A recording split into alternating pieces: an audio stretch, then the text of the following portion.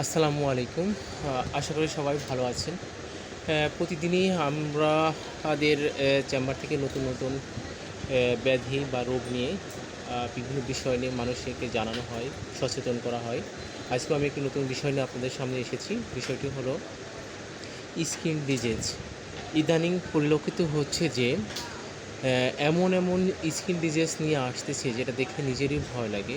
ক্ষতগুলো অনেক মারাত্মক এবং গন্ধ আসে কিছু স্কিন ডিজিজ হতে। আর কিছু স্কিন ডিজিজে অনবরত রস ঝরতে থাকে। আর চুলকানি বা অ্যালার্জির কথা বলে শেষ করা যাবে না। আমাদের খাবার, অনিয়মিত জীবনযাত্রা সব মিলিয়ে আমরা একটা দুর্বিষহ জীবনযাপন করছি।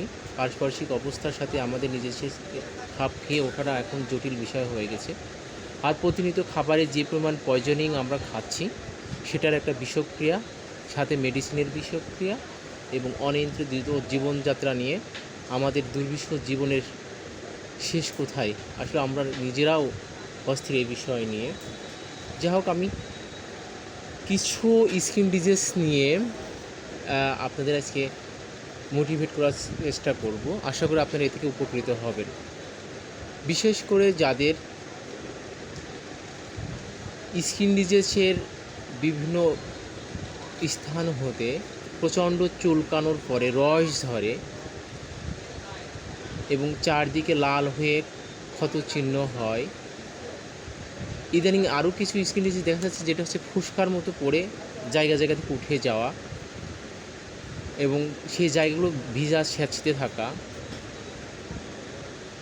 অনেক ধরনের মেডিসিন খেয়েও এর নিরাময় হচ্ছে না। চুলকাতে প্রচণ্ড আকারে কাপড় খুলে ফেলার মতো অবস্থা।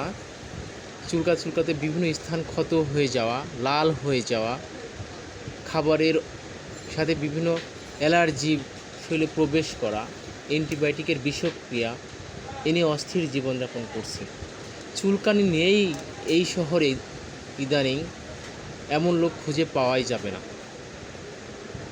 তাই খাবারের বিষক্রিয়া, অ্যান্টিবায়োটিকের বিষক্রিয়া ও বিভিন্ন ব্যাধির ক্রনিক ডিজিজে রূপান্তরিত হওয়া থেকে মুক্তির একমাত্র উপায় আমি মনে করি স্বাভাবিক এবং সাধারণ জীবনযাপন করা, স্বাভাবিক খাবার গ্রহণ করা, দেখে শুনে পথ চলা, ময়লা আবর্জনা থেকে নিজেকে নিরাপদ রাখা এবং একজন ভালো চিকিৎসকের পরামর্শ নিয়ে মেডিসিন সেবন করা।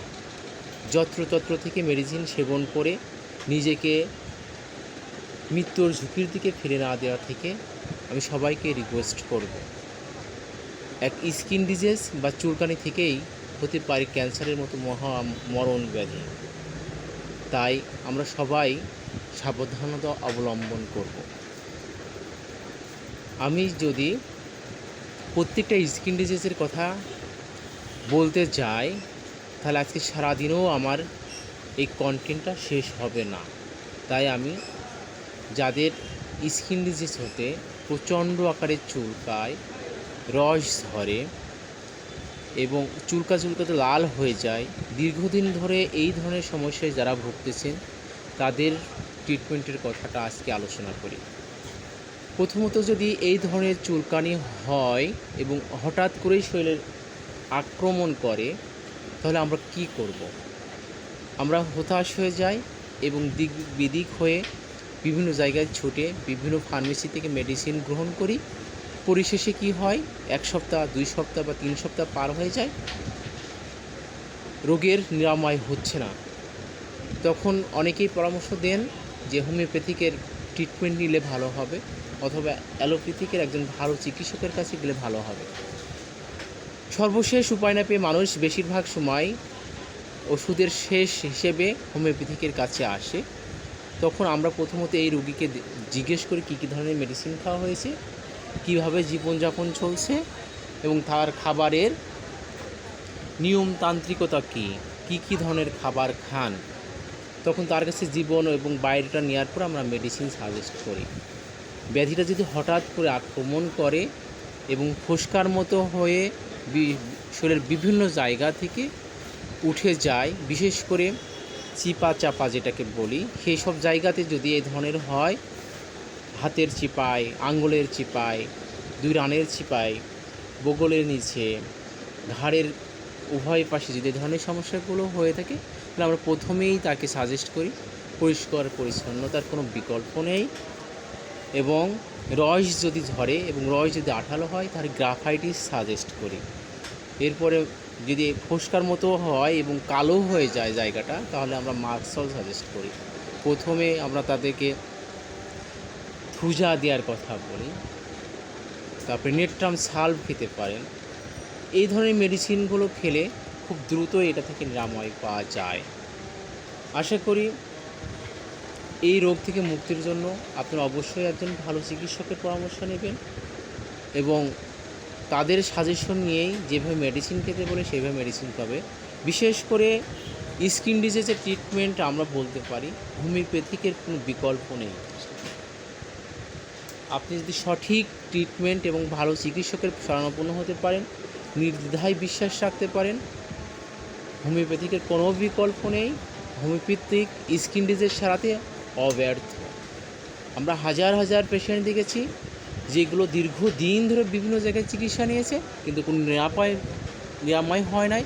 সর্বশেষ আমরা তাদেরকে ট্রিটমেন্ট করেছি, ইনশাল্লাহ আল্লাহর অশেষ মেহেরবানিতে তারা সুস্থ হয়েছেন।